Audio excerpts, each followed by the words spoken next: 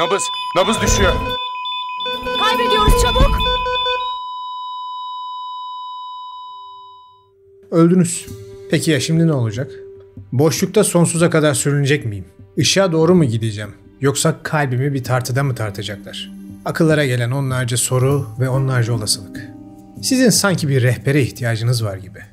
Ölümden sonra sizi bekleyen düzlemde neler yapmanız gerektiğini, nelerden uzak durmanız gerektiğini ve en önemlisi kendinizi bu yolculuğa nasıl hazırlamanız gerektiğini anlatan bir el rehberi olsa hiç de fena olmazdı, değil mi? Aslında birçok kadim uygarlık ve inanç insanlığa bu bilgiyi farklı şekillerde defalarca sundu. Bugün ise sizlerle birlikte bu dünyadan sonraki yaşamın en büyüleyici ve derin rehberlerinden birini keşfedeceğiz. Kadim Bardo Todol yazmaları ya da daha popüler adıyla Tibet Ölüler Kitabı. Ve her ne kadar kitap ölüler için bir öte alem rehberi olsa da bu rehberi haliyle hayattayken okuyup anlamalısınız ki öte dünyada yolunuzu kaybedip kendi cehenneminizi yaratmayın. Gerçeği Bul'a hoş geldiniz.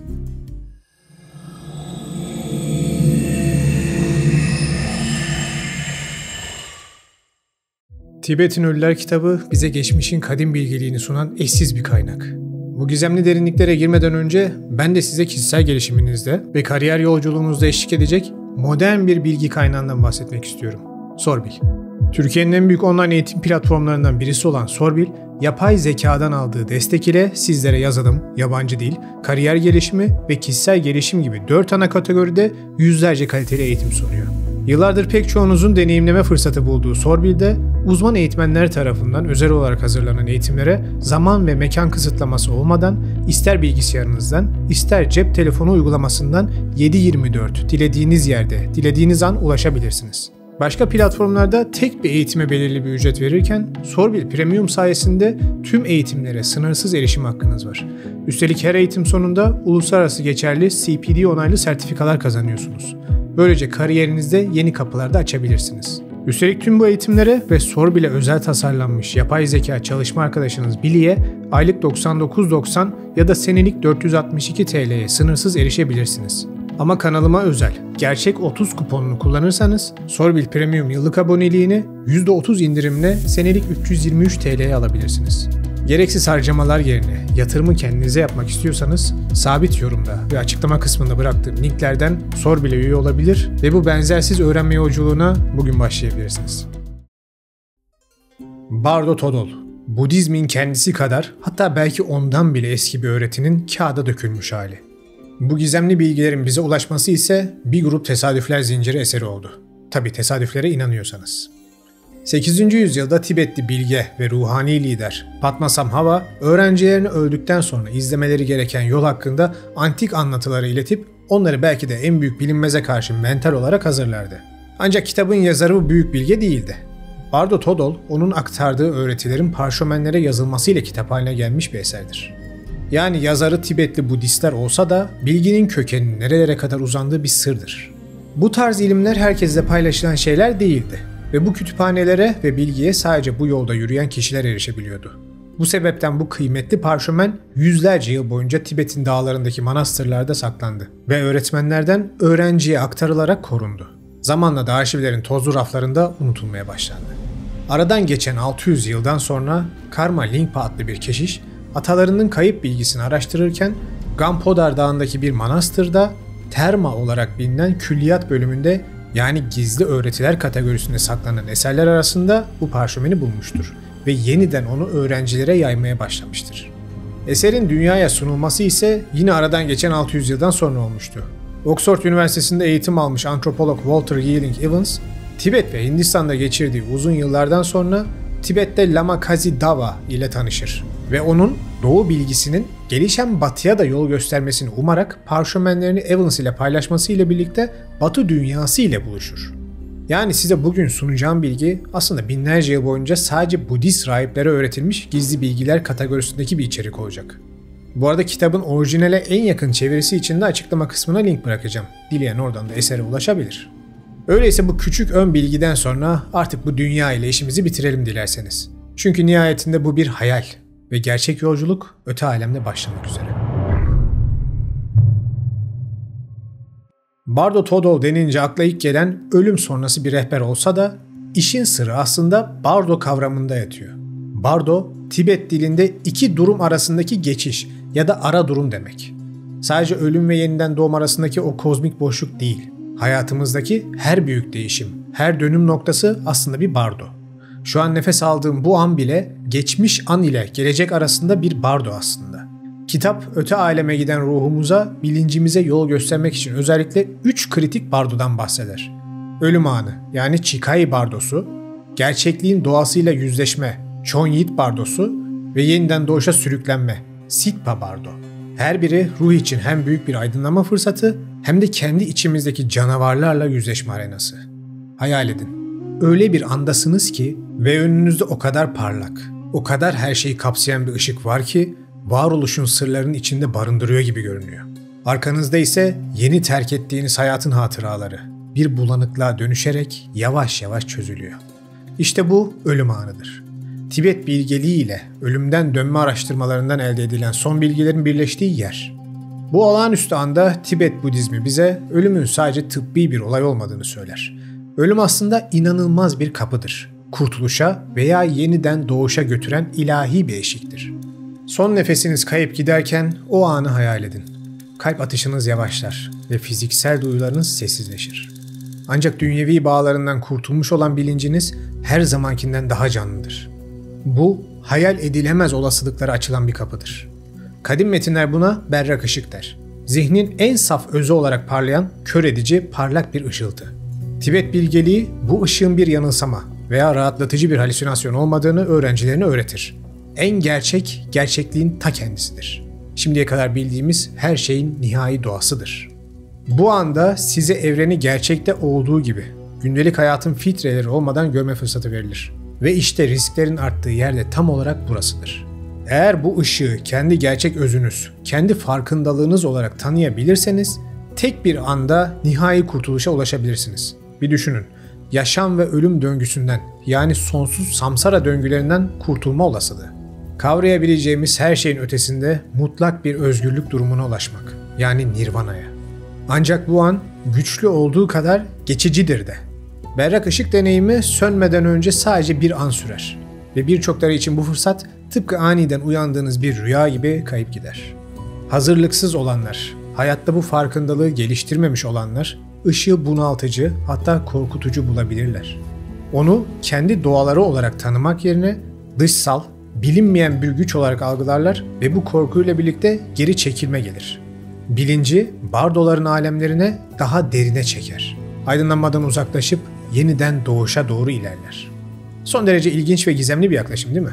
Hayatın en sonunda, o son anda size aydınlanmaya ulaşmak için son bir fırsat sunulduğunu öne sürüyor.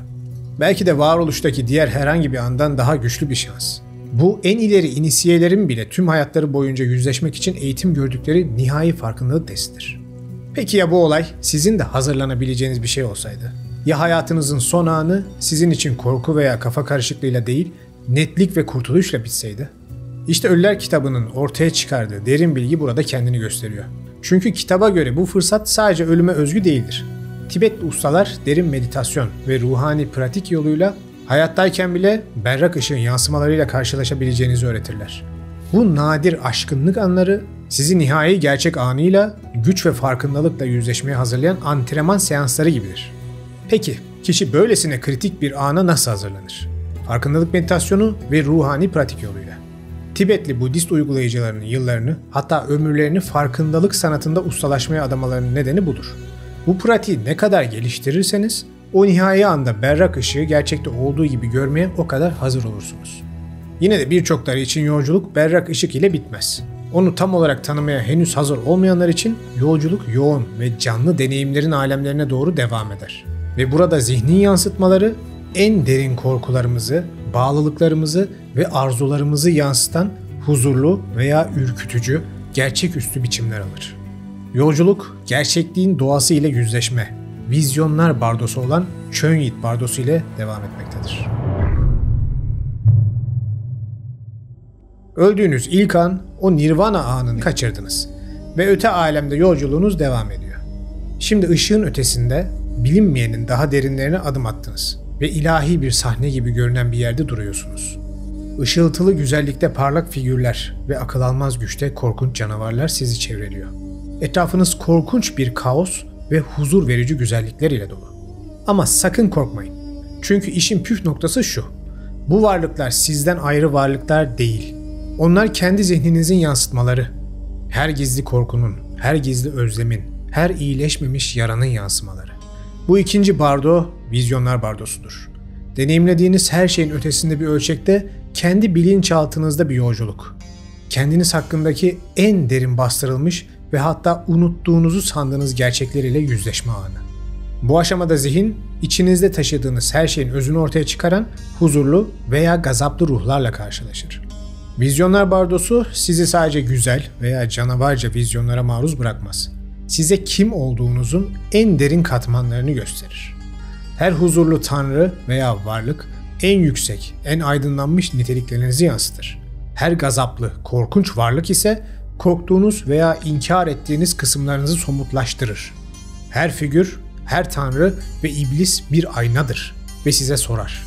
Bunları kendi ruhunuzun parçaları olarak tanıyacak mısınız? Yoksa korkuyla geri mi çekileceksiniz? Sakin ve nazik ruhlarla başlayalım. Kendinizi şefkat, bilgelik ve sınırsız huzur yayan parlak varlıklarla çevrili hayal edin.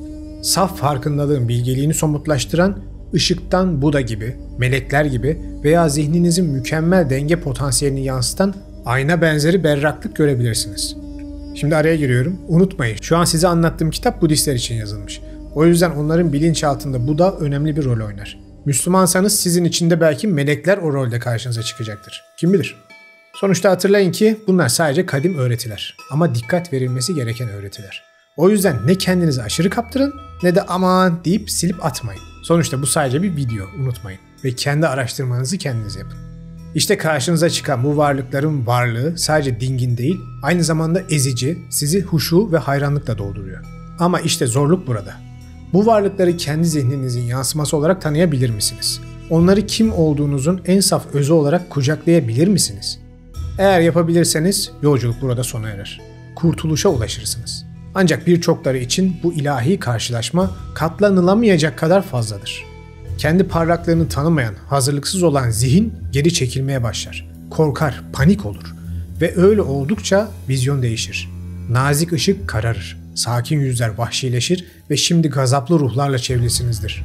Ateş ve öfke yüzlü, şiddetli, güçlü varlıklar. Aslında bu korkunç figürler düşman değildir. İçinizdeki çözülmemiş her şeyin tezahürleridir. Öfke, korku, kıskançlık, bağlılık. Bu karşılaşmaların, bu sınavın olayını anladınız mı? İkinci bardo bir inanç testi veya ceza değildir. Kendi zihninizin ham gerçekliğini görme ve onu kabul etme anıdır sadece. Tibet'in Ölüler kitabı, huzurlu ve gazaplı ruhların bilincinizin yansıttığı gölgeler gibi olduğunu, içinizde olanı büyüttüğünüzü öğretir. İşte bu kritik an. Hatta kimilerine göre bütün özünüzün önünüze koyulduğu sembolik bir yargı anı, ömür boyu süren karmik yükü aşma şansı sunan benlikle bir yüzleşmedir. Bu videoyu izleyenlerin çoğunlukla Müslüman olduklarını düşünerek şöyle bir karşılaştırma yapmanızı istiyorum. İslam'da öldükten sonra yargı anında günah ve sevaplarınızın, yaptığınız iyilik ve kötülüğün karşınıza dökülüp yargılanacağınız anlatılır. Ve ona göre de cennet ya da cehenneme gidersiniz. Şimdi o anı bu anlatı ile birleştirin ve kendinize sorun. Yaratıcının yargıç gibi sizin derinizi yüzeceği cehenneme atması mı, yoksa tüm hatalarınızı kabullenmeniz ya da kabul etmeyip ego yapmanız durumunda bir sonraki aşamayı kendinizin iyi ya da kötü şekilde oluşturacağı yaklaşım mı? Size her daim sembolik anlatıların arkasındaki özü arayın dememin sebebi işte bu. Bence ikisi de benzer bir durumu anlatıyor. Sadece birisi olaya çok fazla sembolizm katmış gibi gözüküyor. Ama tabii ki bu benim kişisel düşüncem. Lakin bence burada Pir Sultan Abdal'ın şu güzel sözü farklı bir anlam kazanıyor. Herkes cehenneme kendi odununu kendi götürür. Dediğim gibi olaylara aşırı sembolik değil de biraz bu yaklaşım ile bakarsanız pek çok şeyin daha iyi farkına varacağınıza eminim. Peki bu kendi kendine yargı ve kabullenme anı bizim için şu an yaşarken bile neden önemli? Çünkü bu bardoda karşılaştıklarınız şu anda her gün içinizde taşıdığınız her şeyi yansıtır. Bu vizyonlar sadece ölüler için değildir. Şu anda bile içinizde yaşayan, seçimlerinizi şekillendiren, eylemlerinizi etkileyen şeylerin yansımalarıdır. Aynı öfke, korku, şefkat ve huzur. Bugün içinizdeki güçler, ölümden sonra karşılaşacağınız güçlerdir. Bu bardo değişme ve dönüşme şansınız varken, şimdi bu güçlerle yüzleşmeniz için size meydan okur. Carl Jung gibi psikologlar bu öğretilerle insan ruhunun doğası arasında çarpıcı paralellikler kurmuşlardır. Jung, Tibet'in Ölüler kitabındaki tanrıları ve iblisleri hepimizin içindeki arketipler, kolektif bilinçaltımızı simgeleyen evrensel figürler olarak gördü ve şöyle yazdı. Tanrılar ve iblisler kendimizin parçaları olarak anlaşılana kadar güçlü ve kaçınılmaz olan bilinç dışının yansıtmalarıdır. Bu içgörü bize onları tanısak da, tanımasak da bu güçlerle zaten yaşadığımızı hatırlatır. Sadece ölümden sonraki vizyonlar değiller. Anlaşılmayı bekleyen bizzat bizim bilincimizin güçlü yönleridir. Bunun testini en basit haliyle siz bile yapabilirsiniz. Gidin çevrenizdeki insanlara ezbere değil, içlerinden geçtiği gibi Allah'ı nasıl tanımladıklarını sorun. Kimileri onu çok güçlü, sert, korkulması gereken bir ilah olarak tanımlarken, kimileri sevgi dolu olarak tanımlayacaklar. Kimileri ise hepsinin birleşimi olarak. Sonra o tanımlara göre o kişiyi biraz analiz edin. Geçmişinden sorular sorun. Mutlaka bilinçaltı travmaları ya da bilgi birikimlerinin bu yaratıcı tanımında rol oynadığını keşfedeceksiniz. İkinci bardo sadece korkuyla yüzleşmekle ilgili değildir. Zihninizin her parçasını bütünleştirmekle de ilgilidir. Kendinizin en karanlık kısımlarına bakıp onları şefkatle görebilir misiniz? Korkularınızla, öfkenizle, güvensizliklerinizle sizi kontrol etmelerine izin vermeden yüzleşebilir misiniz? İşte bu kurtuluşa giden yoldur. Tüm bu güçlerin zihninizin yansıtmaları, kim olduğunuzun yansımaları olduğunu tanımak esas sınavdır. Ancak kitapta burada bir uyarı da var. Bu varlıkları kendi yansıtmaları olarak tanımayanlar için deneyim korkunç olabilir. Kendi doğasını kavramayan zihin, kendi yansıtmalarının tuzağına düşer. Kendi yarattıklarını dış tehditler sanır. Eğer kişi inancını sembolik kavramlar ve hikayeler üzerine kurduysa, iblislerin onu almaya geldiğini, işkence göreceğini sanır ve ömrü boyunca özün özünü, dengeli yapısını anlamak yerine dualitenin taraf tutan ikili yapısını kendine yol edinip iş dengesini sağlayamadığı için kendi yarattığı bir kabusta kaybolur gider. Ve işte risklerin daha da arttığı yerde tam olarak burasıdır. Eğer bu yansıtmaları kendi zihniniz olarak tanımazsanız, yüzleşemediğiniz bağlılıklar ve tiksintiler tarafından bağlanarak korku, yanılsama ve yeniden doğuş döngülerinde daha da aşağı inme riskiniz vardır. O zaman kendi kendinize samimi bir şekilde şunu sorun. Ruhunuzun, özünüzün karşınızda çırılçıplak sergilendiğini görmeye hazır mısınız? Kendinizin en iyi ve en karanlık yanlarınız ile yüzleşip bunu kabul edebilir ve farkında olarak ya da olmayarak yaptığınız ve çoğunda kendinizi haklı gördüğünüz hatalarınız için ego yapmadan af dileyip onların sorumluluklarını ve sonuçlarını kabul edebilir misiniz? Bu soruya vereceğiniz cevap çok önemli. Çünkü Tibet Ölüler kitabına göre bir sonraki adım daha da derine inecek ve burada yapılan seçimler varoluşunuzun doğasını şekillendirecek. Ölümden sonraki son adıma hoş geldiniz. Şimdi şekilsiz bir denizde sürüklendiğinizi hayal edin. Bildiğiniz hayat gitmiş. Yer çekimi kadar manyetik bir güç sizi yeni bir gerçekliğe doğru çekiyor. Yeniden doğuş bardosuna, ölümden sonraki yolculuğun 3. aşamasına girdiniz. Bu alemde her düşünceniz, her çözülmemiş duygunuz, yaptığınız tüm iyilikler ve kötülükler, yani her karmik iziniz bir sonraki yaşamanızı belirleyen yol gösterici güç haline gelir. İplerinden kopmuş bilinciniz şimdi bir mıknatıstır. Gelecekteki varoluşunuzu şekillendirecek unsurları kendine çeker. İşte bu aşamada riskler olabilecek en yüksek seviyeye çıkar. Çünkü ruhunuzun bir sonraki bölümü yazılmak üzere. Ve bu kim olduğunuzun özü tarafından yazılıyor. Yani kendi cehenneminize odun mu taşıdınız? Yoksa kendi cennetinize tatlı sular mı taşıdınız? İşte ilahi yargı kararı anı bu an. Ama unutmayın, karşınızda sizi yargılayıp cezalandırmak için bekleyen bir yaratıcı yok. Çünkü her ne ettiyseniz bir sonrakinde onu çekmek ya da karşılığını almak için yeni düzeni siz kuruyorsunuz. Bu ölümden sonra pasif bir sürüklenme değil, yoğun, kaotik bir yaratım süreci. Taşıdığınız her seçim, her arzu, her gizli korku şimdi yüzeye çıkar ve yeniden doğuş bardosunda sizi bekleyen gerçekliği yaratır. Filtreler yok, kaçış yok. Siz hem ressamsınız hem de tuval.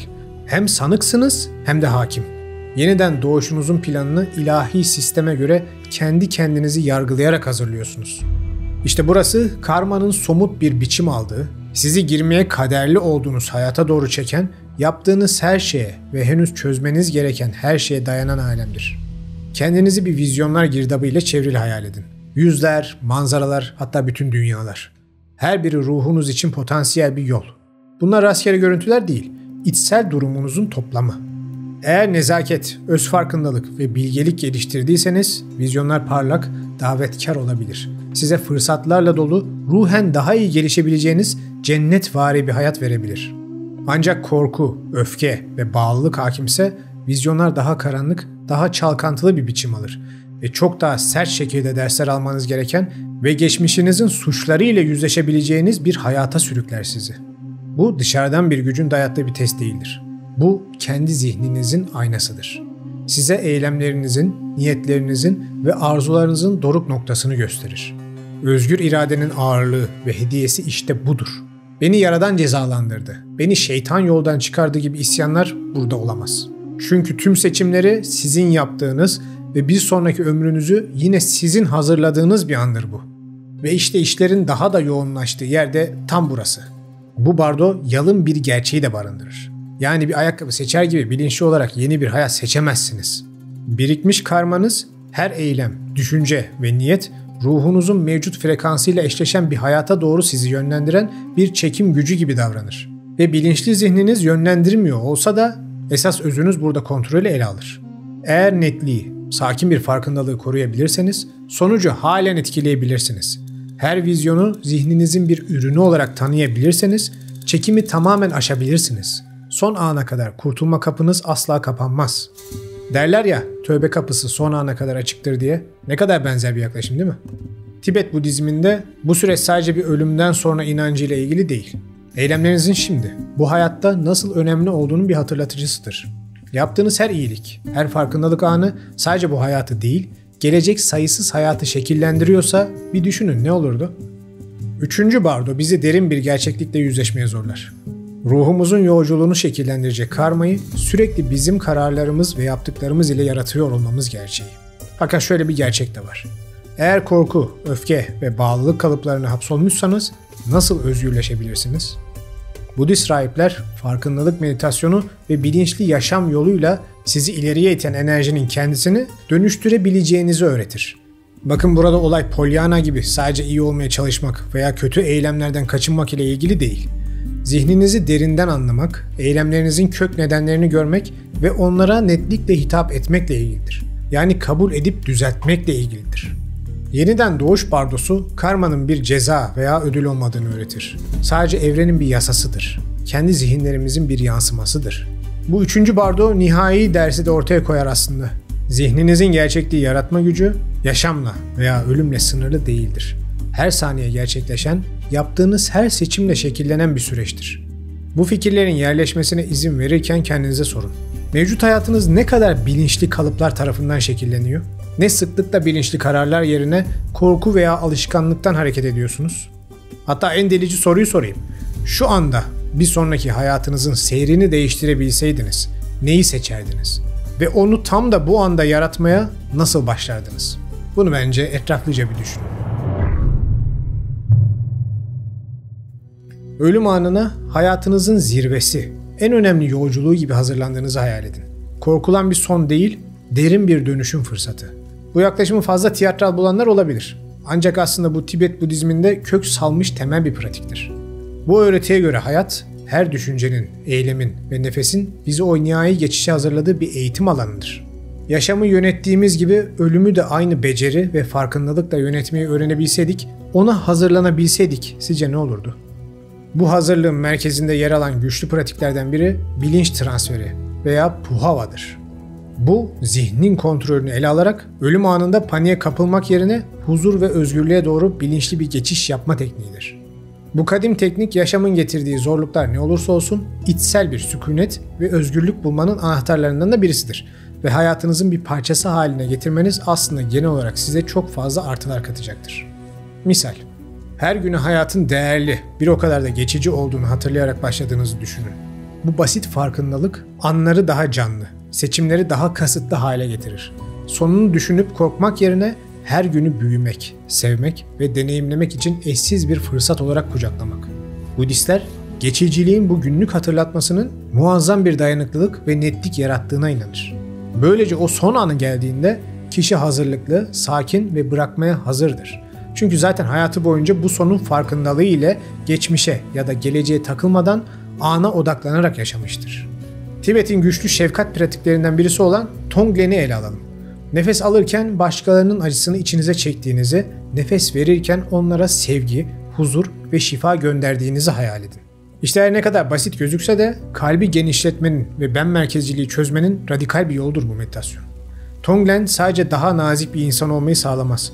Kendimizle başkaları arasındaki engelleri de yıkar. Tüm varlıkların birbirine bağlılığını görmemize yardımcı olur.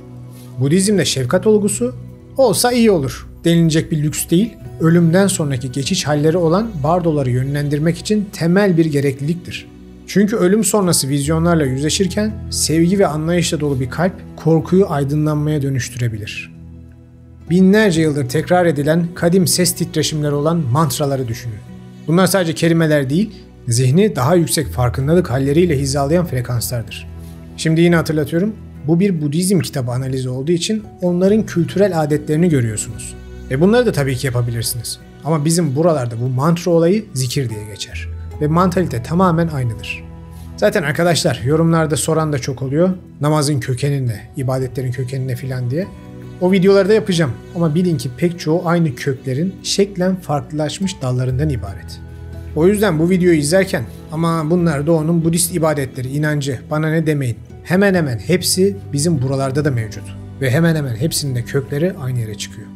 Bu Tibet pratikleri bir araya geldiğinde hayata bakış açınızın tamamen yeniden şekillenme potansiyeline sahip araçlar.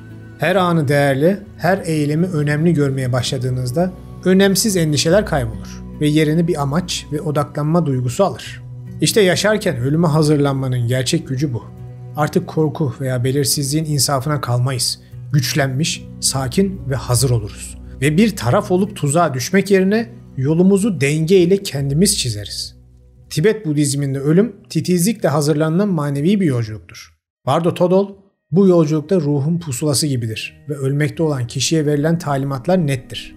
Ortaya çıkan parlak ışıktan korkma, onu kucakla, onun zihninin doğal parlaklığı olduğunu anla. Huzurlu tanrıları, şefkatli tezahürleri, gazaplı figürleri ise kendi içsel korku ve arzularının yansıması olarak tanı. Gitgide ruhanilikten uzaklaşıp özünü kaybeden modern dünyada ölüm korkulan bir tabu olarak görülüyor.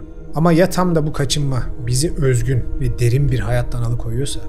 Bakın Ölüler kitabı bastıra bastıra ölümün yeni ve esas başlangıcın ilk adımı olduğunu dile getiriyor. Ve materyalist düşüncelerin, bağlılıkların insan zihninin sonsuz yeniden doğum döngülerine hapis olmasına sebep olacağını anlatıyor. Bu sadece Budist felsefesinde değil, binlerce yıldır tüm inançlarda, tüm dinlerde anlatılan bir yol bu. Bu hayat bir yansımadan, bir illüzyondan ibaret. Buna aldanmayın.